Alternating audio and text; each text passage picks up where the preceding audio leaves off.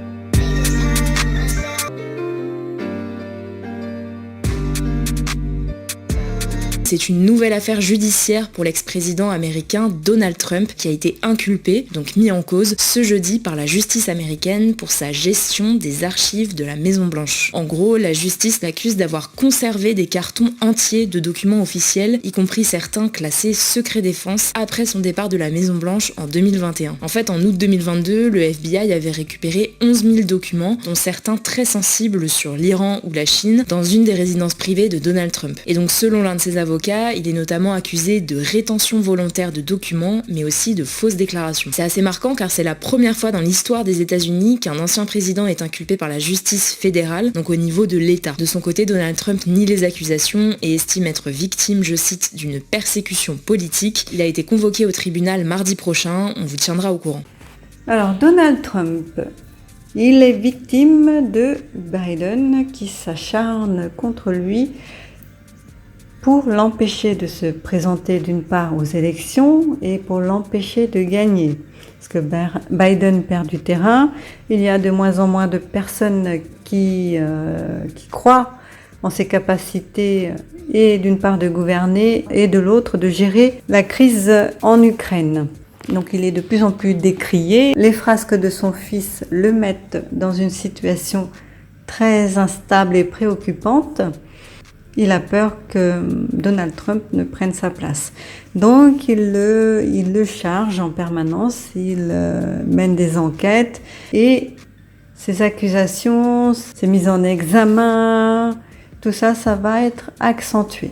Plus l'échéance va être proche, plus les attaques contre Donald Trump vont s'accentuer.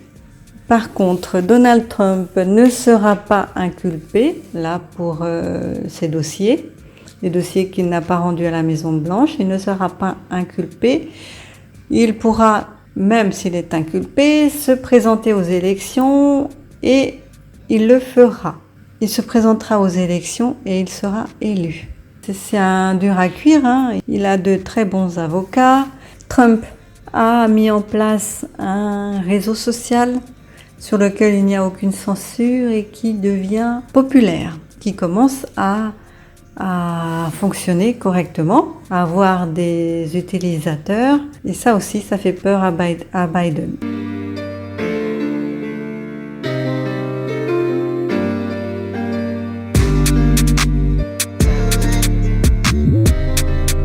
Pourquoi Abdelmasih H, l'auteur des coups de couteau, est-il passé à l'acte ? En garde à vue depuis hier face aux enquêteurs, il ne dit que quelques mots d'anglais et se roule par terre pendant ses auditions. Ce Syrien de 31 ans, sans casier judiciaire et inconnu des services de police, était arrivé à Annecy cet hiver. Il dormait ici, dans ce hall d'immeuble. En fait, il se mettait là juste le long de boîte aux lettres. Son comportement n'a jamais éveillé les soupçons des habitants. Il était couché mais il cachait le visage parce que des fois il se couchait tôt vers 17h quand je passais. Il utilisait des boîtes aux lettres pour mettre ses affaires, sécher ses chaussettes par exemple. Les policiers vont désormais tenter d'exploiter son téléphone portable. Ils l'ont retrouvé avec son sac, à l'intérieur de ces derniers, des textes religieux chrétiens. Ce sans domicile fixe est un globe-trotteur parti de Syrie. Il arrive en Suède en 2013, où il se marie et a un enfant. Pendant ces années, il vit dans cet immeuble avec sa belle famille. Elle n'a pas souhaité nous répondre. Cet homme a tenté d'arrêter l'auteur de l'attaque au couteau à Annecy, voici ce qu'on sait sur lui. Alors il s'appelle Henri et a 24 ans. Interrogé sur CNews, il en dit plus sur le déroulé des événements. Jeudi 8 juin, vers 9h40, il déclare avoir vu un homme au loin pensant qu'il s'agissait d'un vol à l'arraché. Henri a ensuite compris que c'était une attaque. Sur plusieurs vidéos, on voit Henri faire face à l'auteur de l'attaque à l'aide d'un sac à dos, lui donnant des coups et le poursuivant. Il a essayé de me donner des coups de couteau, j'ai esquivé, précise-t-il. S'il est seul sur les vidéos, Henri assure qu'il était aidé par des jeunes. Une version confirmée par le maire d'Annecy qui a déclaré que 2 agents de la ville ont tenté d'arrêter l'attaque. On a essayé de lui faire peur, raconte Henri, qui est resté jusqu'à ce que la police intervienne. Entendu pendant 3 heures par la police ensuite, Henri devrait rencontrer Emmanuel Macron ce vendredi 9 juin. J'étais pas là par hasard, déclare Henri. Sur mon chemin des cathédrales, j'ai croisé la route de cet homme. J'ai agi vraiment instinctivement, je n'ai pas réfléchi, pour moi c'était impensable de rester à rien faire. Et j'ai agi comme un Français devrait agir. J'ai suivi mon instinct et j'ai protégé le plus faible. Étudiant en philosophie et titulaire d'un master en management, Henri, qui se décrit comme un fervent catholique, a entamé il y a 2 mois un tour de France des cathédrales. Après une étape à Grenoble, il était de passage à Annecy. Il compte aujourd'hui se reposer, puis reprendre son tour des cathédrales en direction du Jura. Interrogé sur le fait que l'auteur de l'attaque se dit chrétien, Henri déclare qu'un homme qui frappe les plus faibles au nom du Christ n'est pas un homme du Christ.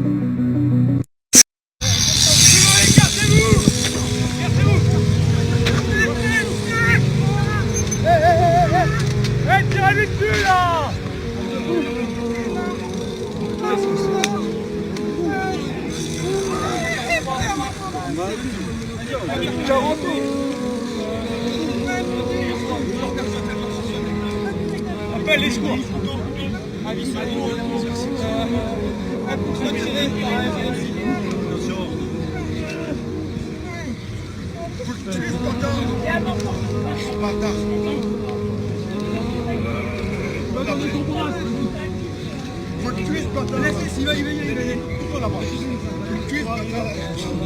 Sur le pont.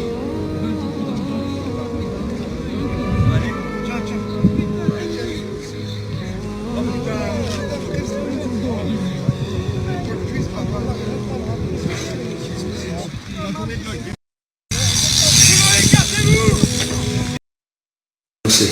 J'ai fait une longue déposition à la police qui a duré 3 heures, où il fallait re-rentrer dans le détail de l'opération, de l'attaque. J'espère que... J'ai fait une longue déposition à la police qui a duré 3 heures. Alors, le point de vue des guides. L'assaillant n'est pas instable. Il n'a pas de problème psychologique. Il n'est pas chrétien. Il veut uniquement discréditer la religion chrétienne qu'il ne supporte pas. Il est là pour semer le chaos entre les religions, pour que les chrétiens soient montrés du doigt à leur tour, à la place des musulmans qui sont systématiquement stigmatisés lors d'un attentat. Il veut semer le doute dans les esprits afin que les personnes de son acabit ne soient plus soupçonnées ou montrées du doigt en tout premier lieu.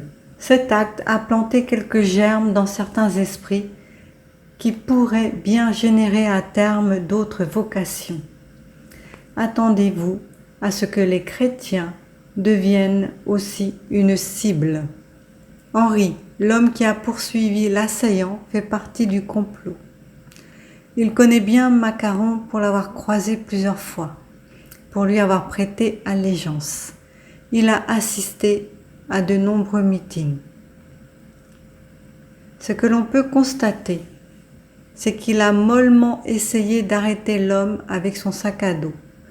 On le voit marcher vite derrière l'agresseur sans rien tenter, sans même essayer de le rattraper. Henri évoque d'ailleurs une opération à laquelle il aurait participé dans sa vidéo. Lapsus révélateur qui le met très mal à l'aise.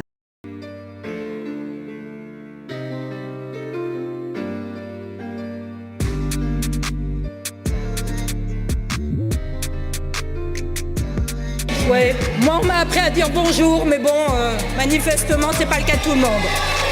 Madame la députée, vous avez la parole. Je redouble donc de colère. Et c'est cette colère et cette inquiétude que je veux exprimer devant vous.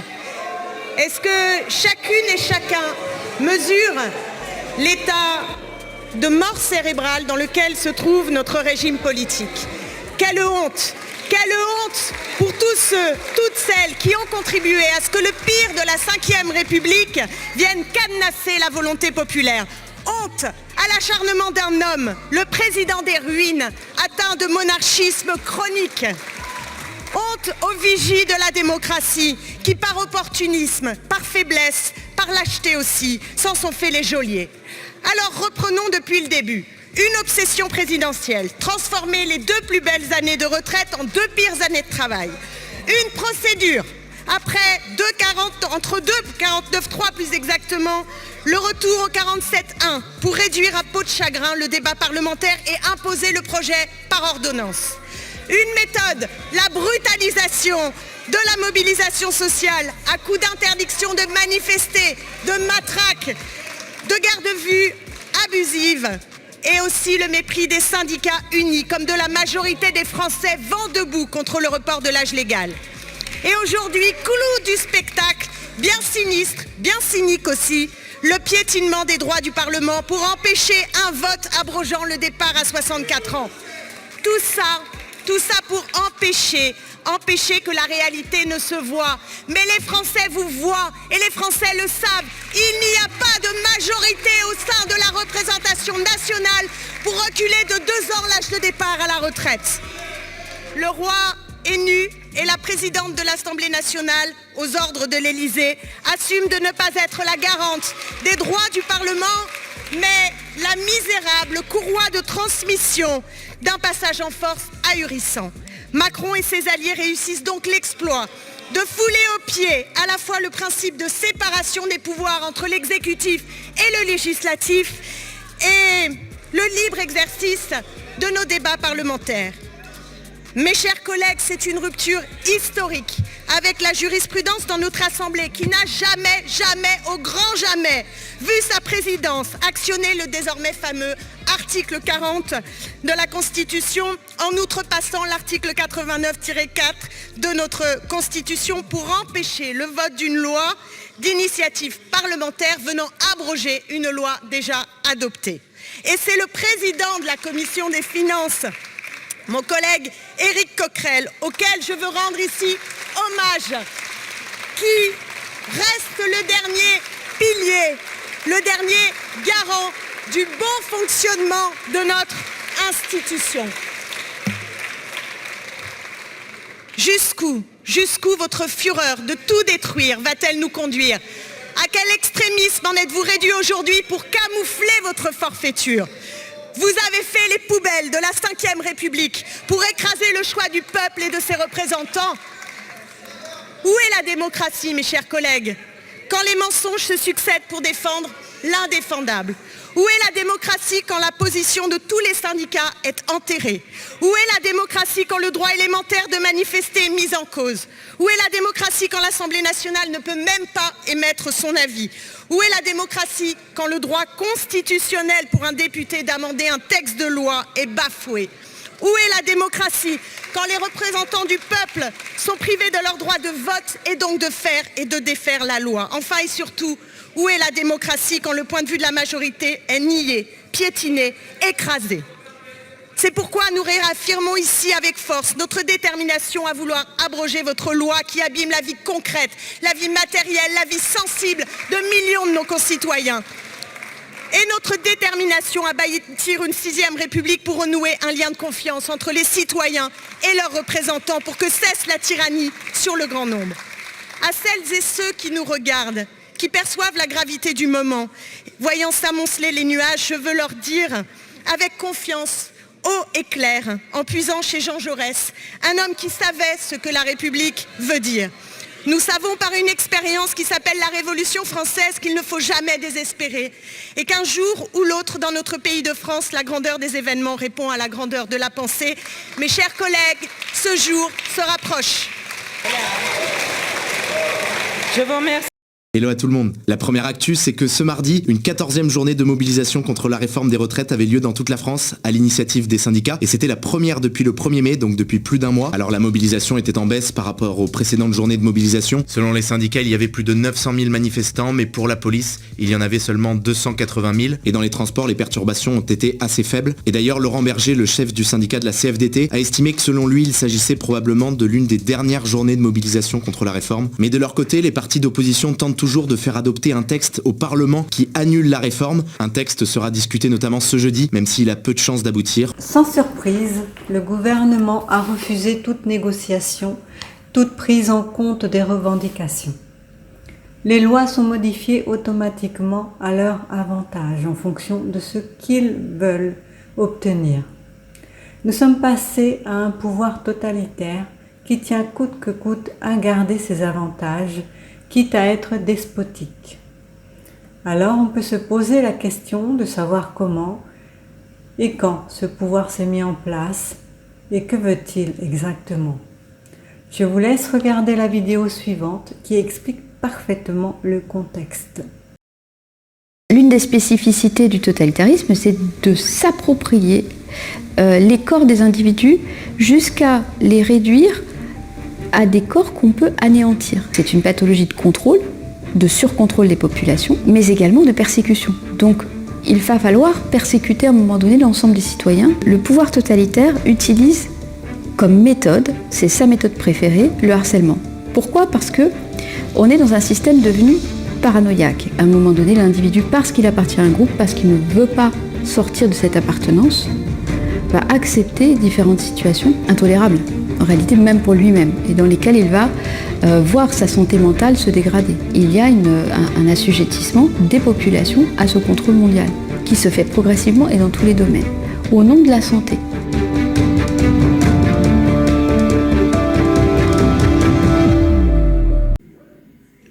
Point de vue des guides. Tout cela n'est que huile sur le feu. Ils veulent museler l'ensemble de la vie politique et sociale. Ils ont un planning à tenir, des personnes au-dessus d'eux attendent des résultats. L'Amérique a les dents longues et veut faire main basse sur la France, qui n'est plus qu'à quelques mois de la faillite sociale, financière et politique. Le gouvernement est aux abois. La première ministre n'est plus capable de se faire entendre, elle est malmenée à chacune de ses apparitions. Elle sera associée à vie à EM et sa carrière politique est terminée. Elle n'est plus capable de le protéger. Son bouclier se fissure. Elle sera remplacée par un bouclier plus solide, plus dur encore, plus à droite, sans état d'âme qui fera comme les autres avant lui, obéir et servir.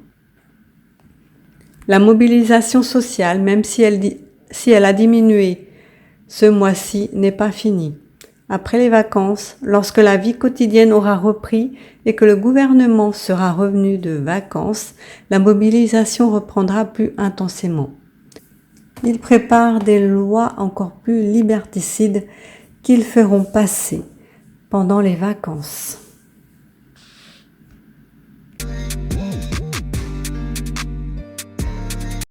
C'est un événement majeur dans la guerre en Ukraine. Un barrage stratégique a été complètement détruit dans la nuit de lundi à mardi dans le sud de l'Ukraine, entraînant notamment une immense inondation et suscitant des inquiétudes par rapport à une centrale nucléaire de la région. Mais alors, que s'est-il passé exactement ? Quelles pourraient être les conséquences ? Bon, déjà, qu'est-ce qui s'est passé exactement ? Eh bien, le maire de la ville de Nova Kakhovka en Ukraine, Vladimir Leontiev, a affirmé sur Telegram que des explosions avaient détruit les robinets vannes du barrage, ces robinets donc qui permettent de contrôler la circulation de l'eau et donc de l'arrêter. Et tout cela aurait donc provoqué la destruction de ce barrage et un rejet d'eau incontrôlable. Très concrètement donc, en ce moment, d'immenses quantités d'eau se déversent vers la région de Kherson, une région du sud de l'Ukraine qui est aujourd'hui occupée en partie par la Russie. Et pour vous décrire un petit peu le barrage, pour que vous mesuriez un peu l'intensité de la chose, il mesure 30 mètres de haut, 3,2 km km de long et c'est en fait l'une des plus grandes infrastructures de ce type en Ukraine. Et ce barrage, il sert notamment à alimenter en eau la région de la Crimée, une région qui a été annexée par la Russie en 2014 et qui est donc actuellement sous le contrôle des Russes, tout comme d'ailleurs le barrage en tant que tel qui était jusqu'ici contrôlé par les Russes. Mais du coup, que se passe-t-il en ce moment ? Eh bien, plus de 16 000 personnes sont actuellement en zone critique car à cause de l'eau qui s'est échappée, eh bien, plusieurs villages ont été en partie ou alors complètement inondés. Alors selon le gouvernement autoproclamé de cette région de Kherson dans le sud de l'Ukraine, la vie de ces personnes n'est pas menacée, mais évidemment, eh bien, la situation est très délicate. Mais au-delà du potentiel bilan humain, cette attaque, elle a aussi des conséquences naturelles. Ce barrage permettait en effet d'irriguer les plaines agricoles du sud de l'Ukraine et du nord de la Crimée. Et puis avec les inondations, eh bien, beaucoup d'animaux sauvages, comme les castors, ont perdu leur habitat. Le président ukrainien Volodymyr Zelensky a d'ailleurs évoqué dans une déclaration, je cite,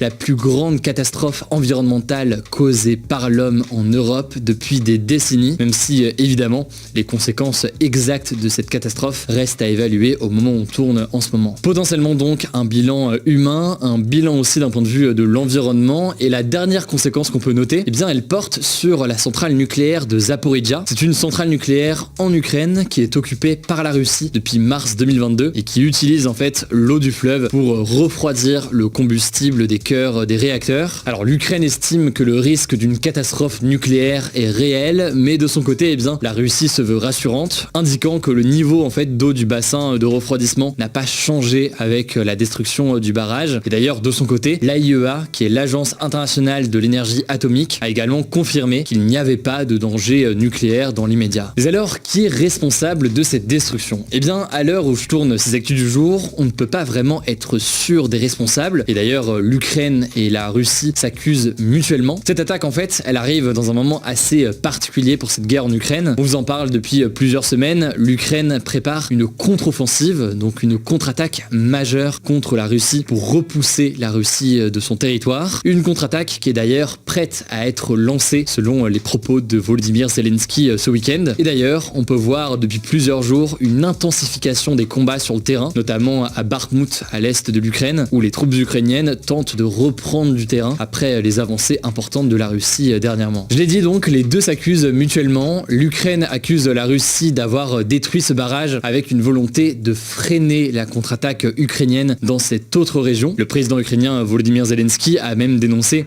un crime de guerre et un acte terroriste. Et de leur côté, eh bien, les autorités russes ont évoqué, je cite, des multiples frappes ukrainiennes directement sur le barrage. Vous l'imaginez, là-dessus, les alliés occidentaux qui sont donc soutiens de l'Ukraine, eh bien, vont dans ce sens aussi. Que ce soit l'OTAN, cette alliance militaire menée par les États-Unis, ou encore des dirigeants européens, ils ont été nombreux à accuser directement la Russie. Mais en réalité, ce qu'il faut bien comprendre, c'est que les deux camps ont à y gagner et à y perdre. D'un côté, pour la Russie, si la région de Kherson est inondée, eh bien ça pourrait éviter une progression des troupes ukrainiennes dans cette région, puisque ça pourrait faire partie eh bien, des endroits où cette contre-offensive ukrainienne pourrait se dérouler. Ça pourrait donc être intéressant pour la Russie, et en même temps, de l'autre côté, eh bien, la destruction de ce barrage, elle pose des problèmes d'approvisionnement en eau pour la population de la Crimée, que la Russie a donc annexé et sur lequel eh bien, la Russie exerce un pouvoir depuis 2014. Autrement dit donc, beaucoup de confusion à l'heure actuelle. Le point de vue des guides. Ce sont les Ukrainiens qui ont détruit le barrage. La Russie n'avait aucun intérêt à le faire. La Crimée leur appartient. Ils ne vont pas détruire une infrastructure aussi importante pour rien. Cette destruction les oblige à s'organiser autrement afin de permettre à la population de continuer à bénéficier d'eau potable. Poutine ne s'attendait pas à un tel acte, cela l'a surpris. Il constate une fois de plus que Kiev ne recule devant rien, quitte à martyriser encore plus sa population. La détermination de Poutine à assainir l'Ukraine en a été renforcée.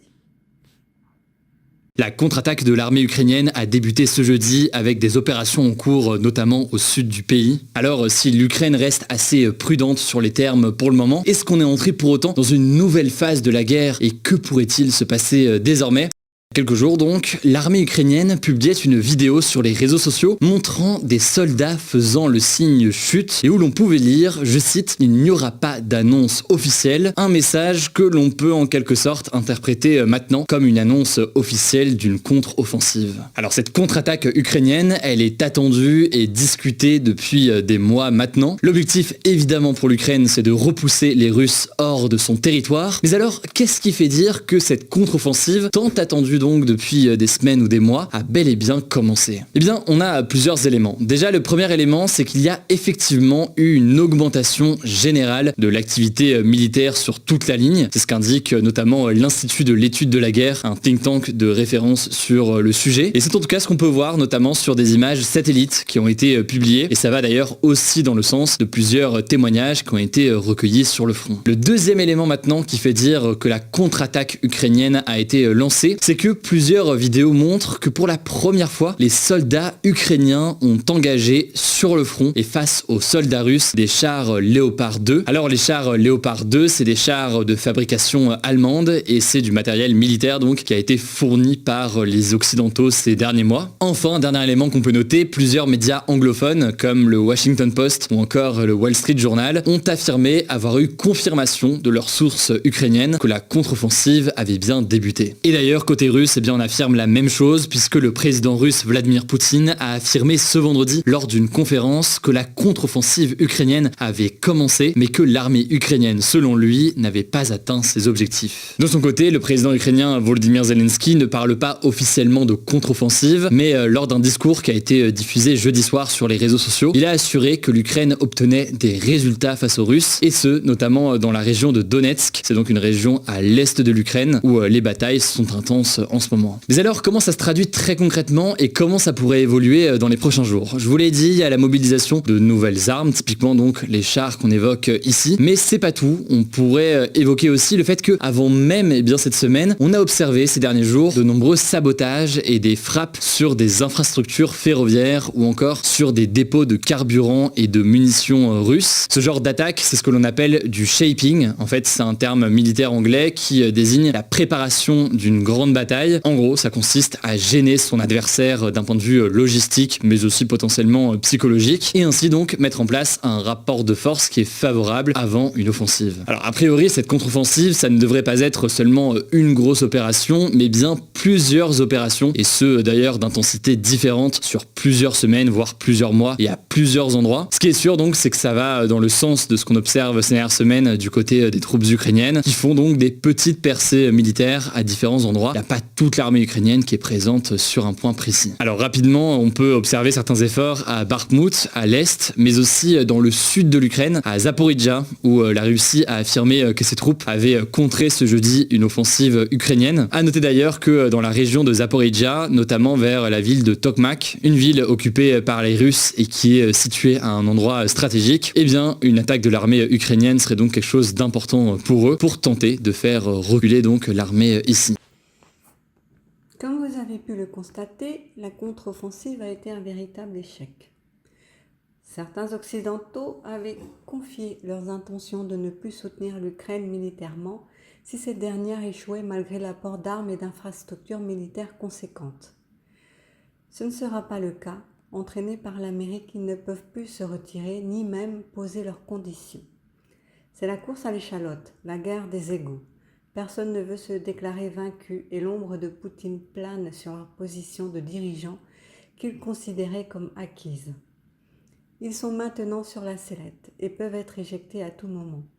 Face à la menace Poutine, les Occidentaux se serrent les coudes et font front commun, s'entraînant les uns les autres vers le chaos. Personne ne veut dire à son voisin d'arrêter de reculer. Poutine connaît déjà toutes leurs manœuvres offensives et défensives, leurs différentes stratégies. Il a une longueur d'avance sur tout le monde.